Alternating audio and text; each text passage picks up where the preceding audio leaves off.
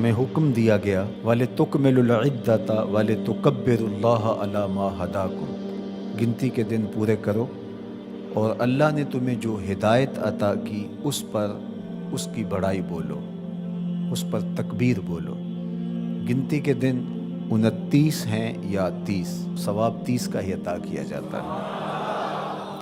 وَلِتُكَبِّرُوا اللَّهَ عَلَى مَا هَدَاكُمْ، جو تمہیں اس نے ہدایت عطا کی اس پر اس کی بڑائی بولو۔ اللہ اکبر اللہ اکبر، لا الہ الا اللہ واللہ اکبر، اللہ اکبر وللہ الحمد۔ یہ اس آیت کریمہ پر عمل ہے۔ عید کا دن اللہ کی رحمتوں کے نزول کا دن ہے، اور یہ دن ہمیں صدقہ فطر کی ادائیگی کا حکم دیتا ہے۔ صدقہ فطر ایک تو غریبوں کو عید کی خوشیوں میں شامل کرنے کے لیے ہے، اور دوسرا روزے کے اندر جو ہم سے کوتاہیاں ہو جاتی ہیں یہ اس کا کفارہ بن جاتا ہے، اور روزوں کی قبولیت کا سبب اور ذریعہ بن جاتا ہے۔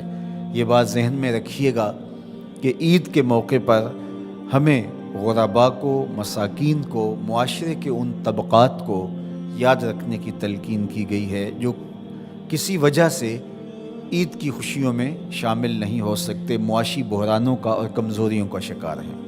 تو اسلام ایک صالح، پاکیزہ اور ایک درد مند دین ہے، اور اپنے ماننے والوں کو ہر موقع پر غرباء کو یاد کرنے کی تلقین کرتا ہے۔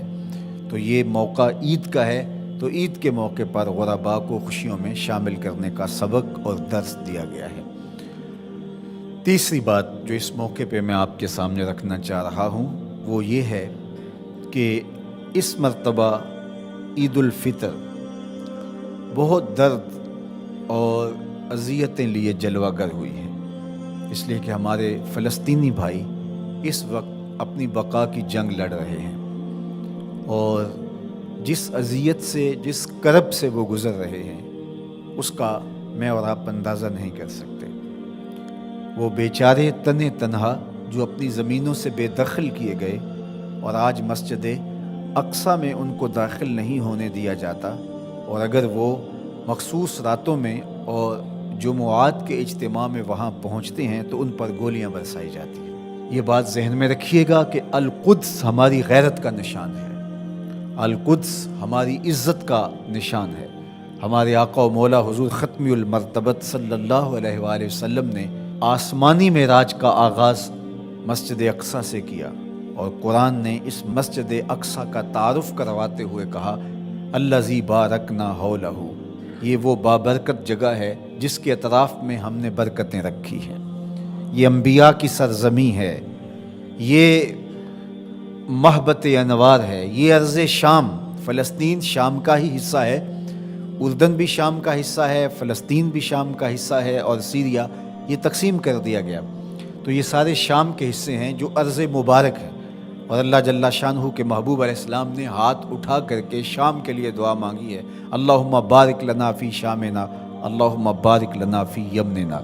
تو شام کی سرزمین اور بیت المقدس مسلمانوں کے لیے عزت کا مقام ہے، اور تیسری مقدس ترین جگہ ہمارے لیے مسجد اقصیٰ ہے۔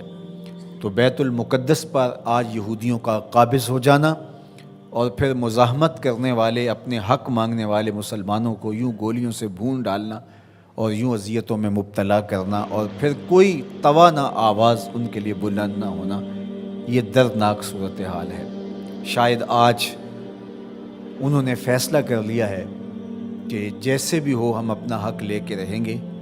آج وہاں عید کے دن فلسطینی اپنے بچوں کو لے کر کے، دودھ پیتے بچوں کو بھی گود میں اٹھا کے مسجد اقصیٰ کی طرف مارچ کریں گے کہ یا مسجد اقصیٰ ملے گی یا پھر اپنی زندگی سے ہاتھ دھو بیٹھیں گے۔ تو یہ فیصلہ کن مارچ ہونے جا رہا ہے۔